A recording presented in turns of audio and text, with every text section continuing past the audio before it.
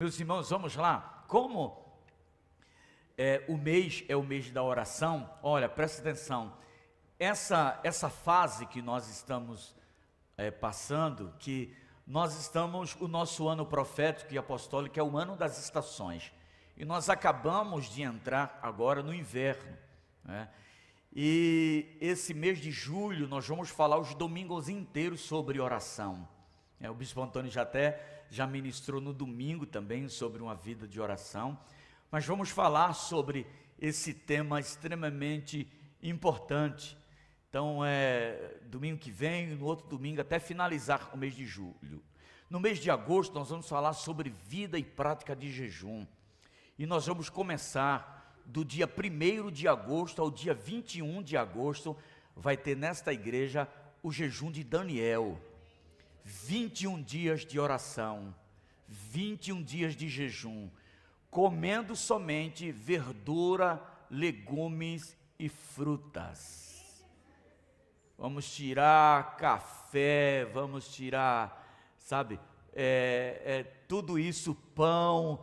Ei, irmão, que maravilha, o seu bucho vai agradecer. Sua alma fica feliz, o seu bucho agradece. É ou não? Isso é um processo. Oh, irmãos, jejum, ele anula a nossa carne, né? Anula a nossa carne. Porque vocês sabiam que a gente tem um Deus? A gente tem um Deus aqui, ó. A gente tem um Deus aqui. Sabe como é que chama o nome desse Deus? Glutonaria. Então a gente precisamos aprender a nos alimentarmos melhor. Então essa prática do jejum não é simplesmente para nos alimentarmos melhor, é uma prática de devoção mesmo, sabe? De se render aos pés do Senhor. Nós não jejuamos para ter as coisas de Deus, nós jejuamos para Deus se manifestar mais em nossa vida, tá? E jejum, a gente não pratica jejum como sacrifício. Não, eu não vou me sacrificar para jejuar, tá? A gente não pratica. O nosso ensinamento é que o jejum amortiza o nosso eu, o nosso ego, o nosso egocentrismo, né, que nós temos para dedicarmos ao Senhor. Então vai ser 21 dias, a gente vai elaborar o que pode comer e o que não pode, tá bom? Tá certo? Vai ser top, né? Lembrando também, nós tínhamos marcado, eu particularmente tinha marcado para amanhã, num período do meio-dia aproximadamente, começar uma live de oração. Mas não vai ser possível porque eu tenho alguns compromissos já marcados e agendados. Mas vamos fazer o seguinte, nós vamos trocar do dia para a noite. Então nós vamos começar uma live de oração no meu canal no Instagram, tá? Começando a partir de terça-feira, a partir de quando? Terça-feira, começa às 10h30, em ponto, tá? E vamos passar aí 30 minutos de oração no nosso Instagram. 30 minutos, então, das 22h30 às 23 horas, tá? Das 22h30 às 23 horas, nós vamos estar orando durante 15 dias. Se é o mês da oração, nós vamos orar, certo? Vamos orar. Então, nos acompanhe.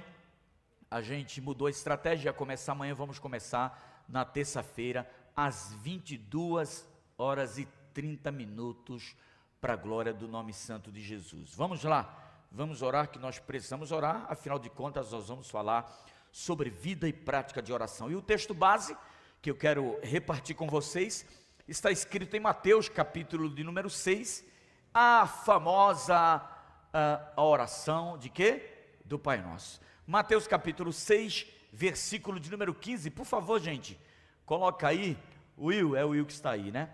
Mateus capítulo de número 6 e versículo de número 15, se você trouxe sua Bíblia, se você não trouxe no seu iPad, iPod, aí não pode, no seu celular, está aqui na projeção, e os meninos estão projetando, na versão NVI.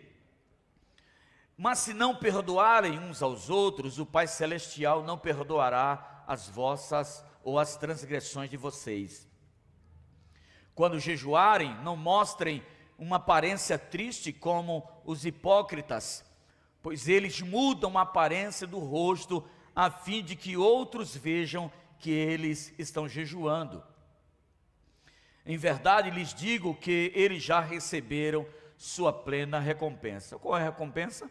Aplausos, né? São pessoas que jejuavam e oravam para receber aplauso, e as pessoas aplaudiam mesmo esse tipo de religioso que Jesus comentou.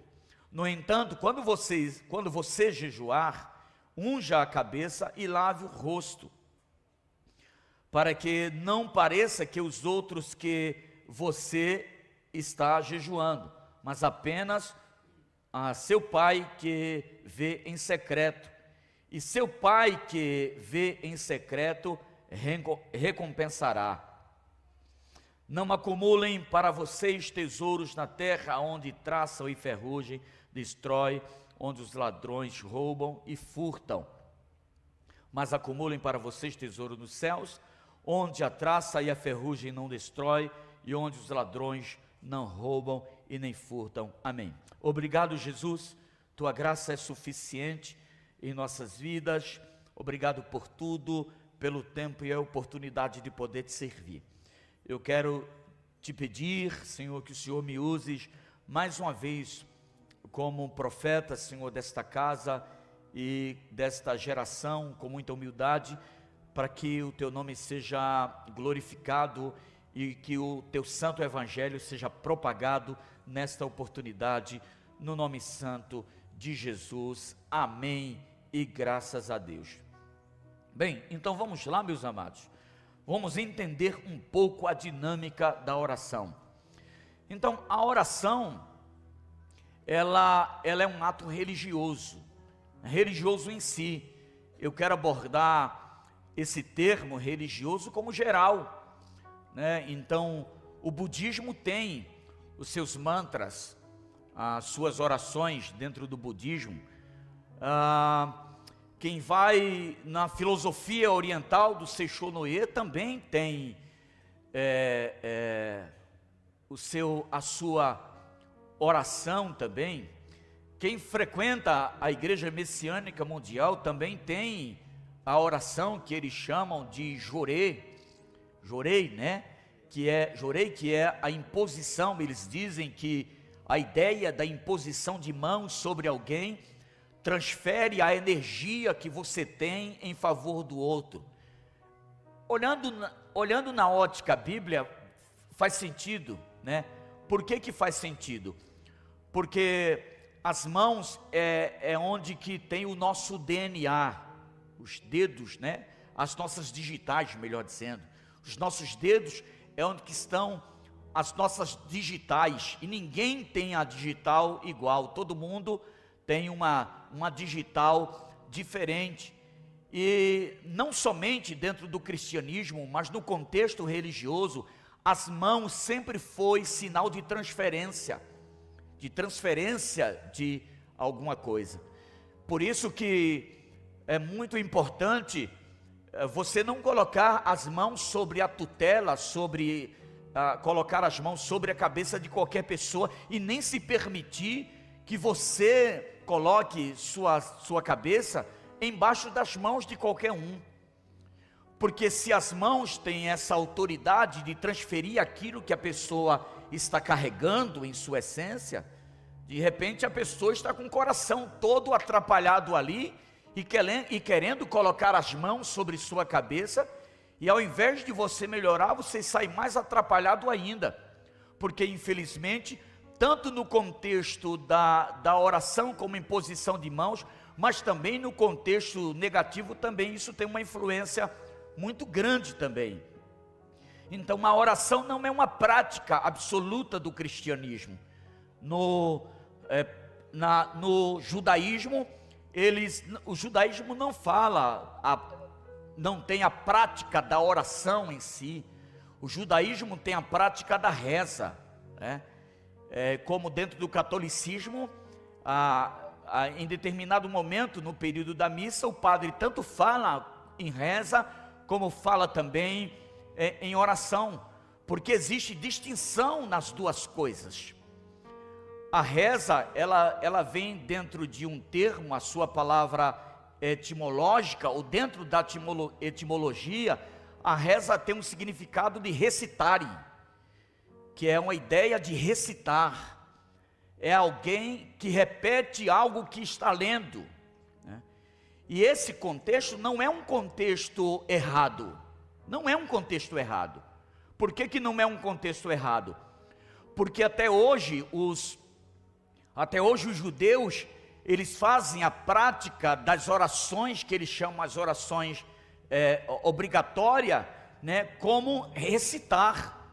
Eles fazem a recitação dos textos. E eu não sei vocês, várias vezes eu também faço, quando eu estou fazendo a cerimônia de casamento, eu preparo uma oração e eu faço a recitação da cerimônia, melhor dizendo, da oração em que eu fiz. Isso não é pecado. A ideia de recitar não é pecado. Presta atenção, tá? A ideia de recitar não é pecado. Eu posso recitar o Salmo de número 23. O Senhor é o meu pastor e nada me faltará. Deitar-me faz em verdes pastos, guia-me mansamente às águas tranquilas, refrigera a minha alma. Ainda que eu ande pelo vale da sombra e da morte, eu não temeria mal algum, porque tu estás comigo, a tua vara e o teu cajado me consolam. Preparas uma mesa na presença dos meus adversários e o meu cálice transborda. Certamente que a bondade e a misericórdia do Senhor me seguirão todos os dias da minha vida e habitarei na sua casa por longos dias. O que é isso? Uma recitação. Eu estou recitando. Então a ideia da reza é a ideia da recitação. É alguém que recita. Só que a ideia da oração, o que nós entendemos, o que a Bíblia fala, e os textos sagrados, dentro do hebraico e dentro do grego da palavra oração, é a voluntariedade de falar com alguém. É alguém que tem intimidade com o outro, que tem habilidade de falar aquilo que ele quer. Então, por isso que a oração é diferente da reza, porque a reza é uma, e presta atenção, aqui não é um ponto de crítica, tá, meus irmãos, tá? Eu sei que tem gente aqui que frequenta o catolicismo, as pessoas que estão aqui, não é ponto de crítica, é ponto de observação, tá bom? Tá ok? Então, a ideia de reza é recitar, alguém que recita. Aí tem as orações de Santo Agostinho, né, que são orações prontas, né, e pastor, é pecado orar recitando? Não, não é pecado orar recitando. Para com isso, de você ficar achando que é pecado, sem pelo menos estudar as coisas. Querendo meter o pau e criticando a religião dos outros, sem pelo menos ter um entendimento das coisas. Antes de você falar, explica com sabedoria, para que as pessoas entendam, não é ficar debatendo, aí eu vou debater, um monte de gente que fica debatendo na internet, enquanto está debatendo na internet, tem vida se perdendo, irmãos. A internet também virou um ponto de debate, todo mundo agora quer debater na internet. Eu não discuto com ninguém, não estou pronto para discutir com ninguém, não é que eu não estou pronto teologicamente, e nem preparado linguisticamente também, irmãos, para falar, é que para mim é perca de tempo ficar discutindo para as pessoas a respeito de teologia. Enquanto as pessoas teólogas lá, ficam aí dentro desse processo de teologia, né, vidas e dezenas e centenas de pessoas estão morrendo sem Jesus. Então a ideia, presta atenção, então a ideia de reza é uma ideia de recitação, tá certo? E a ideia de orar, né, aí deriva-se dessa ideia de orar, da palavra orador e oratória. E o que é oratória? É uma expressão de que alguém dá um discurso em público. Então oração é justamente isso, é quando eu tenho a liberdade de falar com alguém o assunto que eu quiser, sem precisar recitar, sem precisar ler o Salmo de número 23, eu entro na presença de Deus E eu converso com Ele todos os dias, todas as horas, a todo tempo. Por quê? Porque eu e Deus, nós temos uma intimidade. E essa intimidade me dá a possibilidade de falar com Ele a todo momento. Isso significa oratória, oração.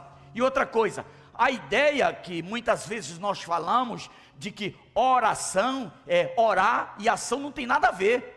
Etimologicamente não é isso. Ainda que pareça ser uma verdade, fazendo a junção das duas palavras, de ora com oratória mais ação, ainda que tenha um sentido, ainda que tenha um significado, mas etimologicamente não é isso o que diz a palavra. Então é alguém que tem liberdade para entrar na presença de outra pessoa para falar sobre qualquer assunto. Então tanto eu posso recitar o Salmo 23, o Salmo de número 91, e se você quiser fazer isso, bispo, e se eu quiser fazer isso, recitar, pode recitar. Agora escuta, por que ao invés de repetir, eu mesmo falo? Então ao invés de repetir, eu mesmo vou falar com uma pessoa, eu mesmo quero falar com Deus, eu tenho liberdade para falar com Deus.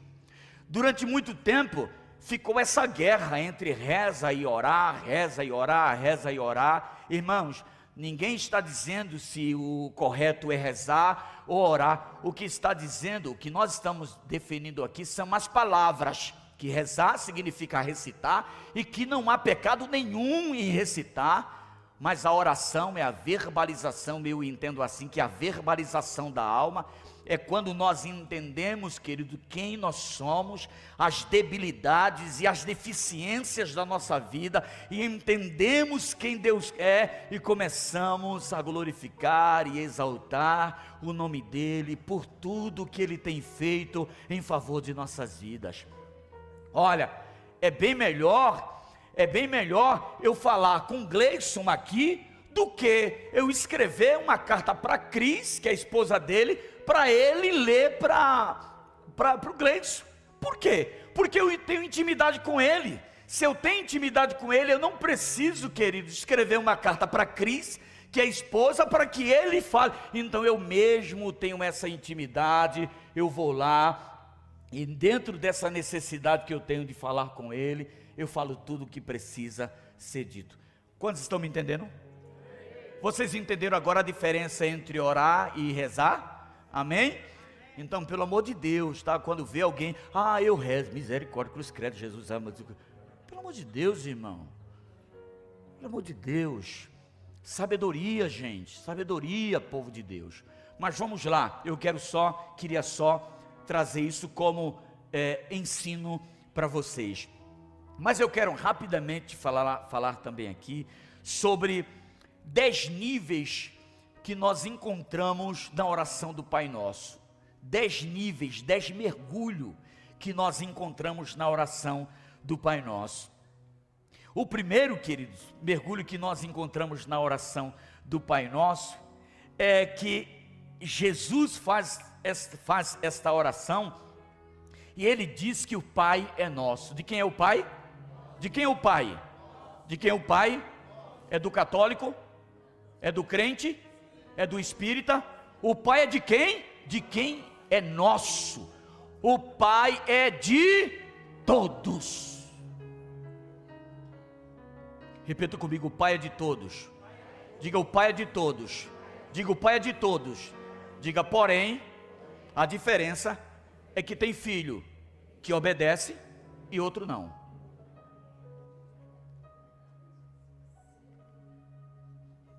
Escuta, eu tenho 2 meninas, 2 princesas, e agora um príncipe, e um ogro que é Marcos.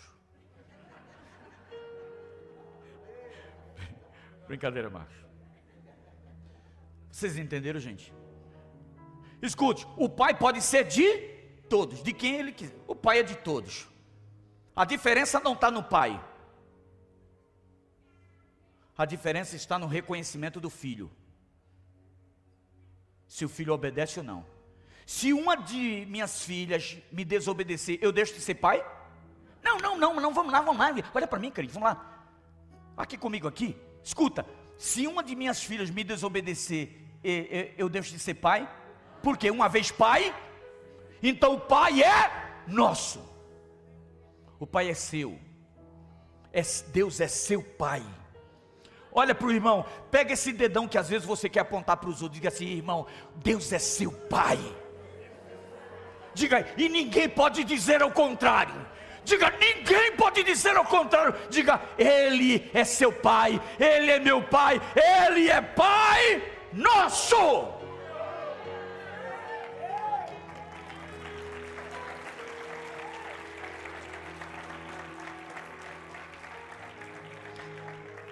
Dentro desse primeiro nível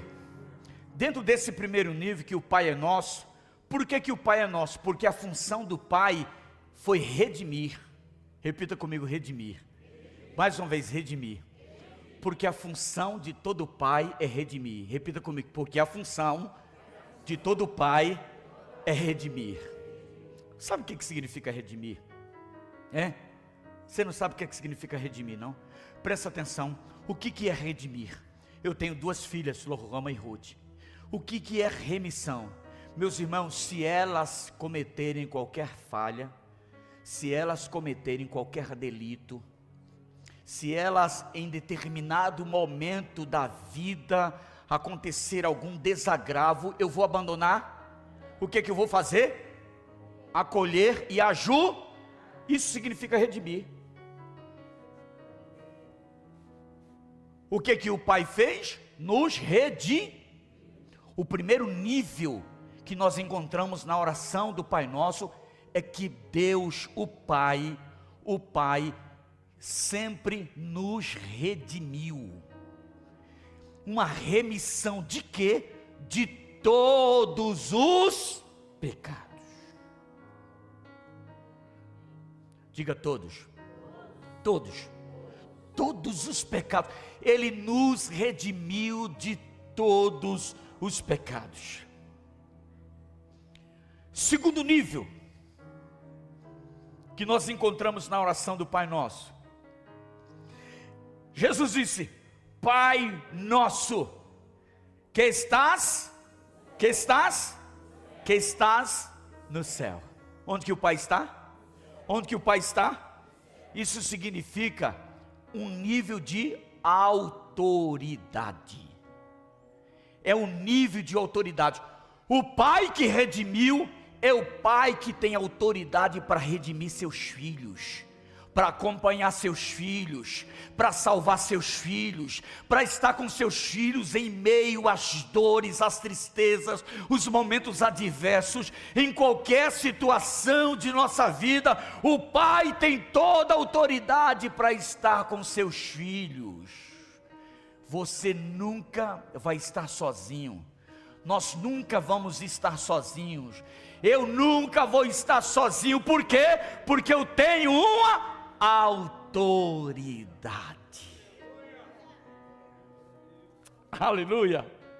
Oh, glória. Terceiro nível que nós vemos aqui na oração do Pai Nosso é que ele diz: Pai nosso que estás, santificado seja o teu nome. Qual é o terceiro nível que nós encontramos na oração do Pai Nosso? O nível da adoração.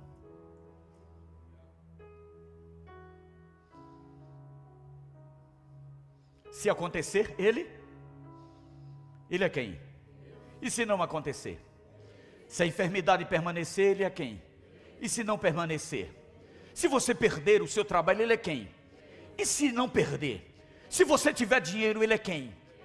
E se não tiver? Então Ele continua sendo Deus. Isso significa que dentro desta oração do Pai Nosso, meus amados, existe um nível de adoração muito grande. Jesus disse: sempre o teu nome seja santificado.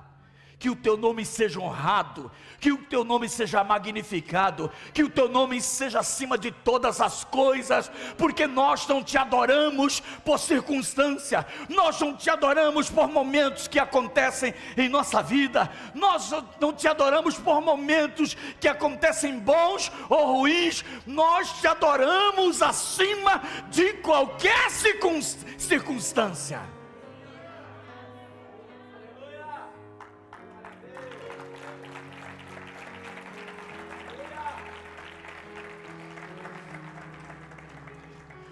Pai nosso que estás no céu, santificado seja o teu nome. Um nível de adoração.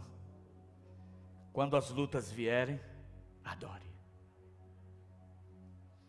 Quando os momentos bons vierem, irmãos, adore.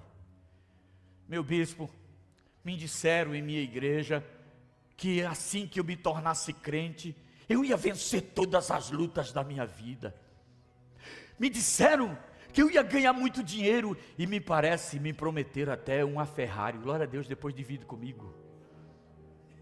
Me disseram que eu iria alcançar o inacessível, e até hoje eu estou esperando esse inacessível que não foi alcançado. Me disseram tantas coisas que até agora eu não vi, que até agora eu não experimentei. Mas por causa disso, adore. Se Deus tardar, adore. Se Ele chegar no momento certo, adore. Diga, fale, professe, como Jó disse claramente para todas as pessoas, e disse para a própria esposa dele, quando perdeu os filhos, e estava lá, triste, cabisbaixo naquela situação, e agora amaldiçoa teu Deus e morre. Ele disse assim: como falas como qualquer débil, como qualquer pessoa louca? O Deus que me deu é o Deus também que pode tirar. Louvado seja o nome do Senhor.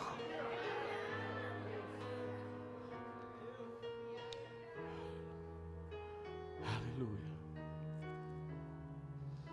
É justamente isso. Nos momentos mais adversos da nossa vida, adore. Nos momentos mais complicados, adore. Quando tudo parece não dar certo, adore. Quando tudo parece estranho ao redor, adore. Quarto nível que nós encontramos aqui na oração do Pai Nosso. Pai nosso que estás no céu, santificado seja o teu nome, venha o teu, de quem é o reino, de Deus ou seu? Não, é que eu mando mesmo. Eu vou lá resolver essas coisas. Não é assim que você diz? Não é assim que a gente fala? Ah, é? Sou crente, mas não sou besta não, tá? Você vai ver, eu vou dar uma voadora que... Não é assim que a gente diz, irmãos? É? Mas Jesus disse o quê? Venha o teu reino. E qual é o quarto nível? Diga governabilidade. Diga o governo não é de Lula, não é de Bolsonaro, não é de nenhum deputado federal, nem de estadual, nem vereadores. Diga o governo é de Deus. Mais uma vez, diga com convicção, diga o governo é de Deus. Diga, ele não abre mão do governo dele. Diga, Lula vai passar, Bolsonaro vai passar, qualquer outro político vai passar, mas Deus não passará.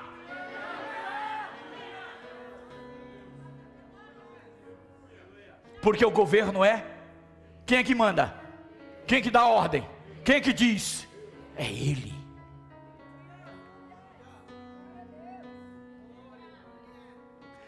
Venha o teu reino.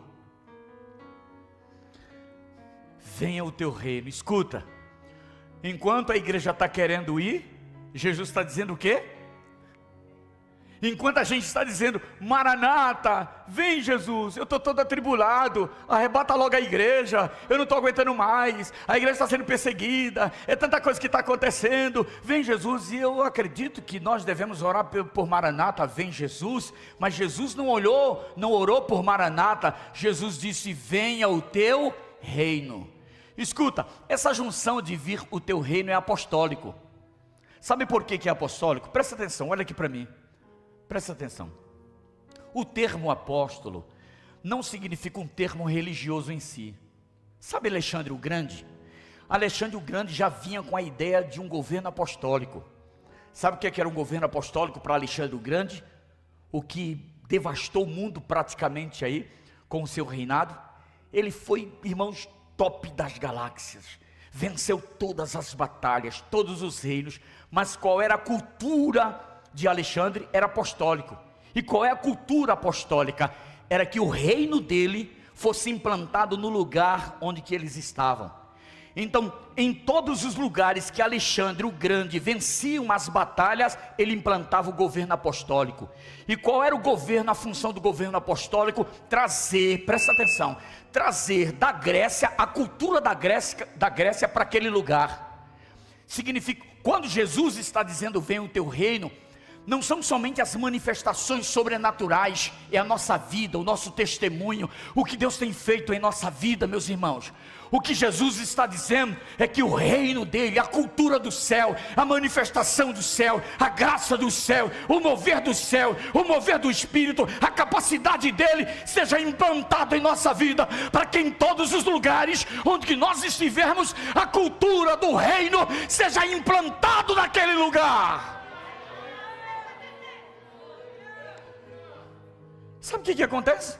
Um monte de crente, bispo, eu estou indo embora daquele lugar, porque o macumbeiro fez isso, porque fulano de tal. Ei, meu irmão, calma, deixa o coitado do macumbeiro lá, ele também quer trabalhar. O que é que você faz? Implanta a cultura. Implanta a cultura. E onde que é? E como que acontece? A cultura do céu acontece de que forma? Com o nosso testemunho. Porque o que Alexandre queria, o Grande, não era força. Ele ganhava, é verdade, aquela região ali, mas a cultura não era implantada à força. Era um governo apostólico. Quem tinha o direcionamento, aos poucos ia implantando. Irmãos, presta atenção, a Grécia foi uma das maiores culturas do mundo. O helenismo, irmão, cresceu de maneira sobrenatural em todos os lugares. Até hoje nós vemos lá na Grécia atual, o poder e a autoridade que tinha a antiga Grécia, com aquele panteão de deuses que eles tinham, mas que você observa que a cultura deles, escuta a cultura, a unidade deles, chegou em todo mundo. Sabe por que o cristianismo não chegou em todo mundo?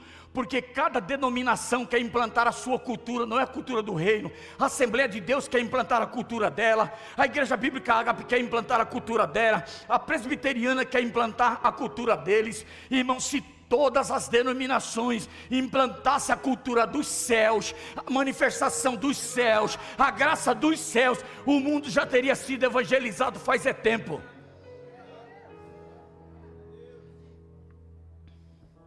Observe o que é que essa igreja faz quando chega no lugar. Às vezes muitas igrejas chegavam na África, e sabe o que era que eles faziam? Eles não implantavam a cultura dos céus, eles implantavam a cultura denominacional. Então faziam as mulheres lá usar véu, fazem as mulheres lá usar vestido. Por quê? Existe uma cultura.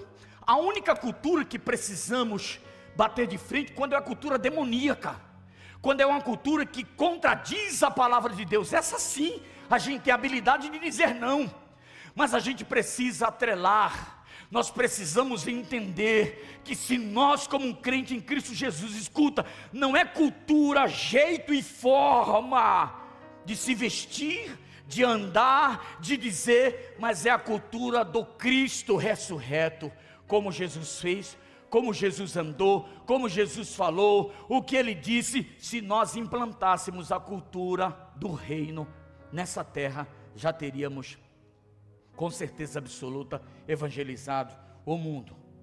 Então, esse nível de governo que Jesus está dizendo que é um governo apostólico, um governo que traz uma cultura do céu para aquele lugar, movimenta aquele lugar, e faz com que aquele lugar seja expandido para a glória do nome santo de Jesus. Quinto nível, aí ele diz: Pai nosso que estás no céu, santificado seja o teu nome, venha o teu reino e seja feita.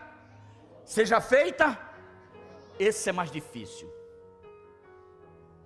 Esse é o nível mais profundo que a gente não consegue, na maioria das vezes, obedecer. Porque quem prevalece não é a vontade de Deus, é a nossa vontade. Na maioria das vezes em que eu quebrei a cabeça por atitudes precipitadas sem consultar a Deus, porque não era a vontade de Deus, era a minha vontade. Bispo, isso quer dizer que Deus respeita a minha vontade e respeita a sua vontade? Claro que Deus respeita, porque você tem livre-arbítrio. Mas escute, o que o homem planta, ele colhe. Deus não pode, de forma nenhuma, se responsabilizar por vontades que são suas. E como é que eu atrelo isso, meu bispo? Me ensina aí, eu vou te ensinar agora mesmo. O que deve ser feito? Nós devemos orar. Você deve pedir as coisas, peça sim. O que você quer pedir? O que você quer fazer? Para onde que você quer destinar aquela oração? Faça isso, eu não estou proibindo você de fazer, mas no final, diga assim: Senhor, tudo isso que eu te pedi, tudo isso que eu coloquei diante do Senhor, seja feito segundo a tua vontade. Agora deixa eu só te dizer mais uma coisa, que a minha vontade e a sua vontade está distante da vontade de Deus. Porque eu posso te comprovar o que diz Paulo escrevendo aos Romanos 12, 1 e 2, praticamente no versículo 2, ele diz que a vontade de Deus é boa, perfeita. Vamos lá, a vontade de Deus é o quê? Boa, perfeita. Mais uma vez, bem forte, a vontade de Deus é? Boa, perfeita. Todas as vezes que nós nos sujeitarmos à vontade de Deus, nós nunca vamos quebrar a cara. Eu e você quebramos a cara porque a gente quer fazer do nosso jeito, a gente quer fazer segundo a nossa vontade. Então esse nível de profundidade na oração do Pai Nosso é bem complicado e é um dos níveis mais difíceis. Mas vamos lá para o sexto nível. O sexto nível, aí ele diz: Pai Nosso que estás no céu, santificado seja o teu nome, venha a nós o teu reino, seja feita a tua vontade. Aí ele diz: o pão nosso de cada dia. O pão nosso.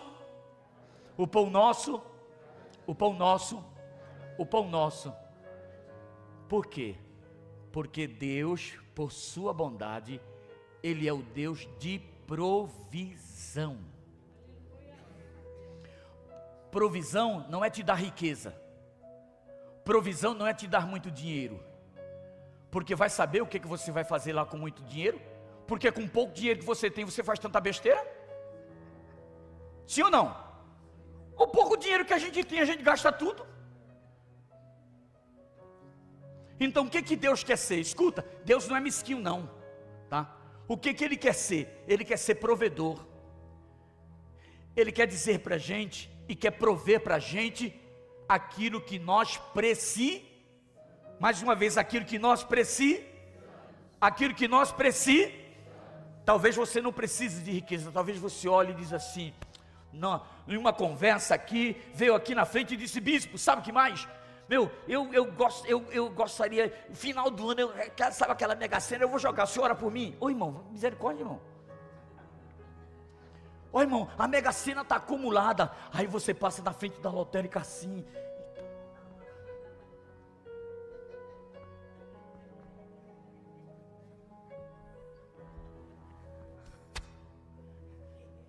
Aí você diz assim: Senhor, eu te prometo, se o Senhor me der, eu vou dar os 10% de tudo, tá? Eu vou dar o dízimo de tudo. Você dá dízimo agora? Não, responda não, pelo amor de Deus. Você dá dízimo agora? Sabe por que Deus quer ser Deus de provisão? Deus quer ser Deus de provisão na sua vida para que Ele seja suficiente no seu viver. porque talvez com que aquilo que você tem sonhado, que você tem buscado, que você tem feito tantas coisas para... Bispo, você está falando que eu não preciso lutar pelas coisas. Não estou falando nada disso, e precisa sim, estude, trabalhe, rale, busque mesmo, é isso, é preciso mesmo fazer isso, glória a Deus. Mas o que eu estou dizendo é que a provisão maior de sua vida seja o Senhor. Quem é o seu maior provedor? Deus. Quem é o seu maior provedor? O maior provedor não é o seu patrão. Sabe por quê? Porque se você parar de trabalhar, ele não te paga mais.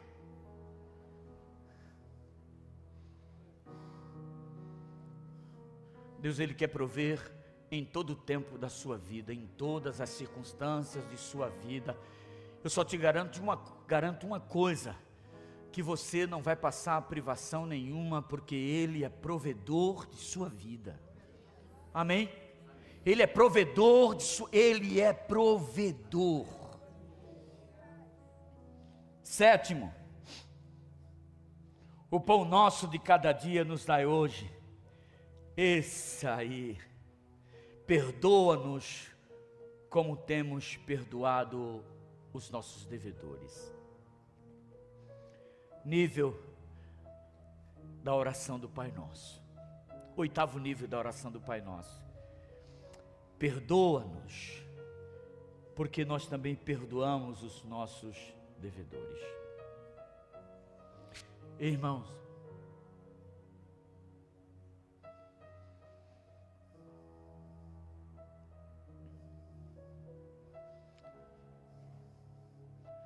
tem gente para você perdoar. Eu não sei quem é, não sei quem, não sei quando que aconteceu, não sei nem o que aconteceu, mas existe um princípio básico aqui dentro desse texto, é que Deus só pode perdoar quem perdoa. Se você não der o perdão, não oferecer o perdão para as pessoas, Deus também não pode nos perdoar. Nós temos um senso de justiça muito grande com os outros e uma complacência conosco. Quando a gente erra, a gente fala assim: mas foi a carne que é mais fraca. Quando a gente erra, a gente fala assim: é que também, né, eu não sou muito assim, meu raciocínio é pouco, eu não sou muito inteligente assim. Quando a gente erra, a gente dá várias justificativas. A gente diz assim, com Adão, estão lembrados como Adão fez? Também, né? Eu também só comi lá o fruto, porque também, eu estava legal com os animais. Se eu ver colocar essa mulher na minha vida, era melhor que eu tivesse com os animais, cuidando dos animais, estava tudo tranquilo. Ao invés de reconhecer o seu pecado, transferiu a responsabilidade daquilo que ele fez para Eva. E aí Eva também fez a mesma coisa, transferiu a responsabilidade que ela teve para a serpente. E aí a serpente, que é idiota, ficou. A serpente olhou e disse: a quem que eu vou acusar? Não é assim que a gente faz? Com a gente não, comigo não. Comigo, me perdoe, Jesus, me perdoe, eu sou tão bonzinho.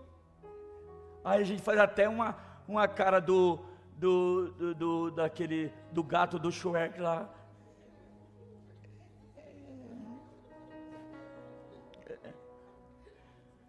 Eu não. Aí quando o outro peca, pega a pedra para apedrejar ele, infeliz. Sabe quem que faz isso? Eu e você. Nós somos especialistas nisso. Por isso que Jesus disse, por isso que no início eu falei que era a oração mais recitada, mas a oração menos praticada, porque nós falamos muito aquilo que na realidade o nosso coração não condiz.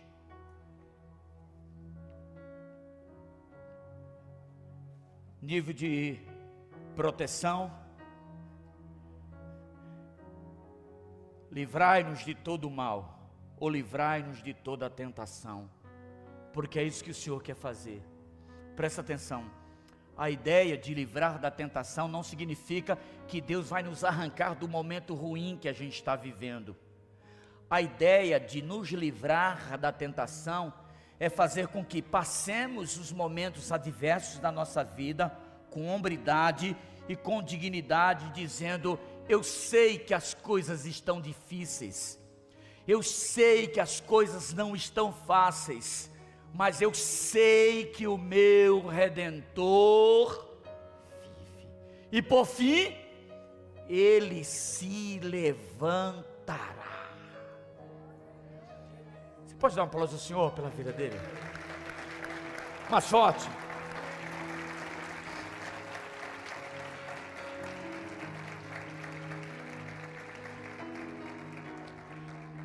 Livrai-nos de tentação, mas também a oração nos ensina: livra-nos de todo mal, que é um processo de libertação. Libertação de quem, meu pastor? Libertação de você mesmo, irmão. Sabe por quê?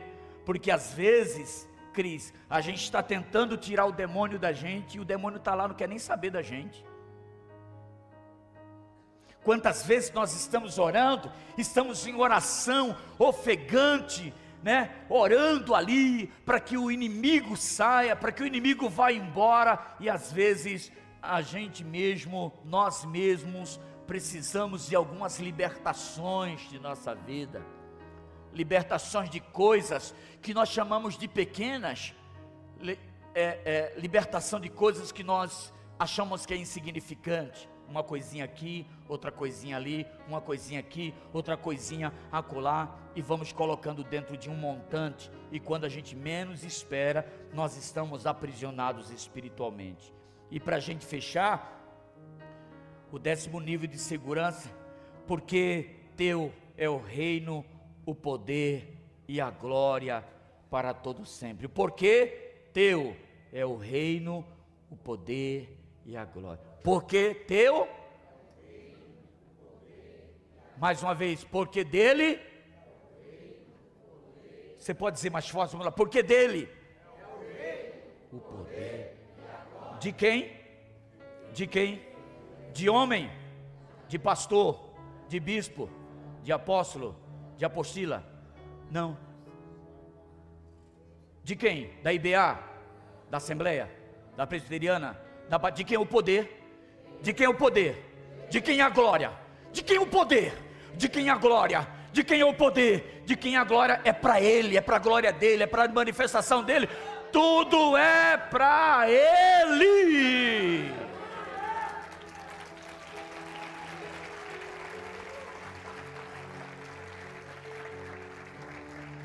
Eu quero concluir, fique de pé, por favor. É importante nós entendermos, para a gente fechar, que esses níveis da oração sejam pontos em prática, sejam postos, melhor dizendo, em prática diariamente. À medida que vamos nos exercitando na oração, vamos ampliando o vocabulário e nosso nível de intimidade com Deus vai acrescentando. E o Espírito Santo vai nos ajudar para que possamos fluir, até que a nossa oração seja em nós uma cultura, na igreja uma cultura, no mundo uma cultura, e que a oração não seja uma prática religiosa, dogmática, mas que a oração seja um modo e um modelo de vida para todos os cristãos em todos os lugares. Amém? Glória a Deus.